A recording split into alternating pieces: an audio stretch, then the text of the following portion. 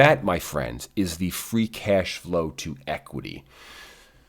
And I want to point out something very interesting. When the stock collapsed in 2022, and I called it a trifecta buy, that year it still printed a positive $16 billion of free cash flow and had a cash flow yield of 5%. So that stock, when you bought it in 2022 at the low, you're buying a company that had a long record of growing revenue, growing EBITDA, strong free cash flow. It had zero debt at the time, literally zero debt to EBITDA, and it was producing $16 billion of free cash flow to equity. That means at a 5% yield, you as the stock owner have an asset with no debt on it, a legacy of growing that's producing a 5% free cash flow at a time with the bonds in the Treasury Department were paying less than 1%. It was negative.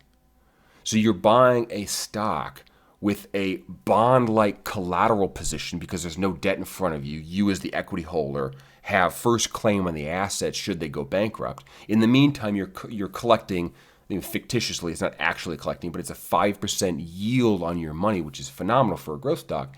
And then if it were to turn around, the upside here is tremendous. The downside is you have claim on physical assets and you have to work out, but you're collecting 5%.